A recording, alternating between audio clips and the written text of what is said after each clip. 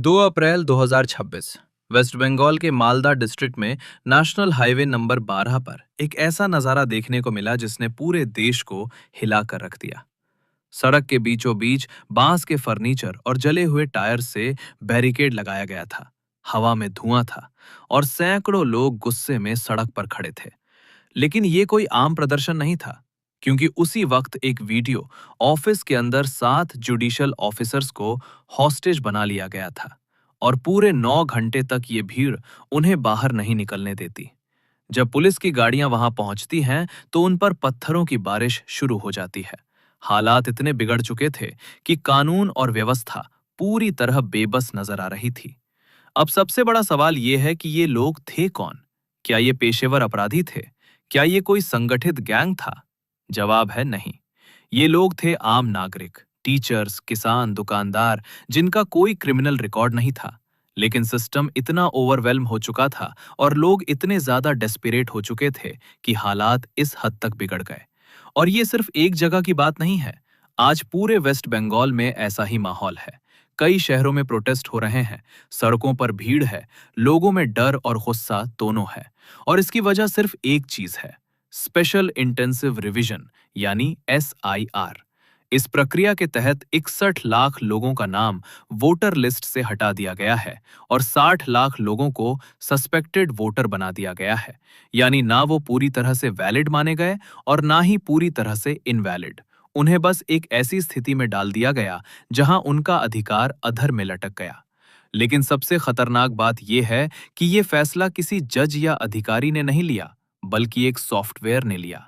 एक ऐसा सॉफ्टवेयर जिसे डिप्लॉय करने से पहले प्रॉपरली टेस्ट तक नहीं किया गया, जिसकी एक्यूरेसी के बारे में खुद इलेक्शन कमीशन को कोई अंदाजा नहीं है। सोच कर देखिए, एक मशीन आपकी पहचान तय कर रही है, और अगर वो मशीन गलत हो जाए तो आपका पूरा अस्तित्व सवालों में आ सकता है। यही हुआ 24 मार्च की शाम को, जब इस सॉफ्टवेयर को चलाया गया और उसने एक ही झटके में वेस्ट बंगाल के लगभग 7 करोड़ वोटर्स को सस्पेक्टेड कैटेगरी में डाल दिया।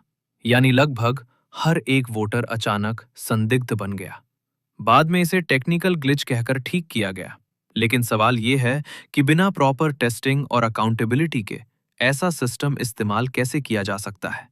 इस पूरी प्रक्रिया को समझने के लिए हमें थोड़ा पीछे जाना होगा।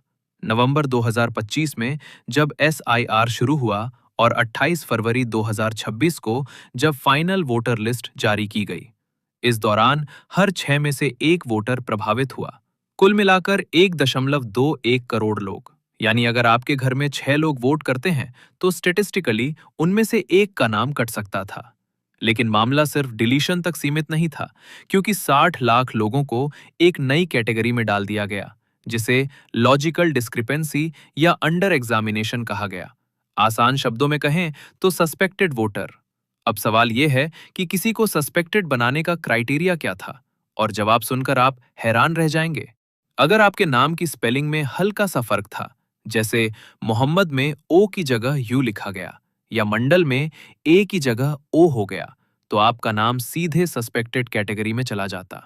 अगर जेंडर मिसमैच था या पिता और बेटे के बीच एज गैप 15 साल से कम या 45 साल से ज्यादा था, तो भी आप सस्पेक्ट बन जाते।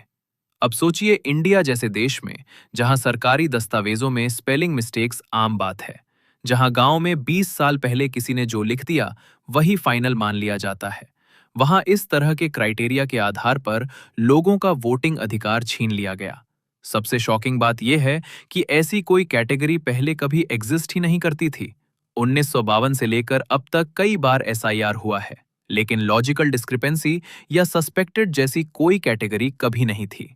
या तो कोई वैलिड वोटर होता है या नहीं होता, बीच में लटकाने का कोई मतलब नहीं बनता। यही वजह है कि इलेक्शन कमीशन पर आरोप लग रहे हैं कि लोगों को जानबूझकर फंसाने के लिए ये नई कैटेगरी बनाई गई। अब कुछ लोग कह सकते हैं कि बंगाल में इल्लीगल इमिग्रेंट्स की समस्या है और SIR जरूरी था। शुरुआत में यही कहा भी गया था कि वोटर लिस्ट से इल्लीगल नाम हटाए जाएंगे। लेकिन जब डेटा सामने आया तो कहानी कुछ और ही निकली। पूरे वेस्ट बंगाल में सिर्फ 4.3% वोटर्स ही ऐसे थे जिन्हें 2002 के वोटर लिस्ट से मैच नहीं किया जा सका। और इंटरेस्टिंग बात यह है कि मुस्लिम मेजॉरिटी क्षेत्रों में ये प्रतिशत सबसे कम था, जबकि सबसे ज्यादा मिसमैच उन इलाकों में मिला जहां दलित रेफ्यूजी कम्युनिटीज रहती हैं। यानी जिस मकसद से ये प्रक्रिया शुरू की गई थी, वो डेटा के हिसाब से फेल होती नजर आ रही है। और अब सवाल उठता है कि अगर मकसद इलीगल इमिग्रेंट्स को हटाना नहीं था, तो फिर असली मकसद क्या था? इस सवाल का जवाब हमें इस सॉफ्टवेयर की कहानी में मिलता है, जिसने 20 साल पुराने रिकॉर्ड्स को करंट डेटा से मैच किया और जहां भी थोड़ा सा मिसमैच मिला, वहां वोटर को फ्लैग कर दिया गया। लेकिन जब इस सिस्टम की इन्वेस्टिगेशन की गई, तो पता चला कि इसे प्रॉपरली टेस्ट ही नहीं किया गया था। ना इसकी एक्यूरेसी वेरीफाई की गई थी और ना ही ये चेक किया गया था कि ये पुराने रिकॉर्ड्स को सही से पढ़ पा रहा है या नहीं। एक सीनियर ऑफिशियल ने खुद माना कि उन्हें नहीं पता कि ये सिस्टम 95% एक्यूरेट था या 60%। सोचिए, लाखों लोगों के वोटिंग राइट्स एक ऐसे सिस्टम के हाथ में थे जिसकी रिलायबिलिटी ही क्लियर नहीं थी। और मामला यहीं खत्म नहीं होता। इस पूरी प्रक्रिया में व्हाट्सएप का इस्तेमाल ऑफिशियल ऑर्डर्स देने के लिए किया गया। यानी जहां रिटर्न आदेश होने चाहिए थे, वहां व्हाट्सएप मैसेजेस के जरिए इंस्ट्रक्शंस दिए जा रहे थे। लोकल ऑफिसर्स को डेडलाइंस दी गईं और कई बार उनसे कहा गया कि ऑफिशियल डेडलाइन से पहले ही वोटर्स को एब्सेंट मार्क कर दें। सोचिए, बिना किसी ऑफिशियल डॉक्यूमेंटेशन के सिर्फ मैसेजेस के आधार पर लोगों के अधिकार तय किए जा रहे थे। इसका असर क्या हुआ, ये समझने के लिए आपको उन लोगों की लिस्ट देखनी होगी जिनका नाम सस्पेक्ट या डिलीट किया गया।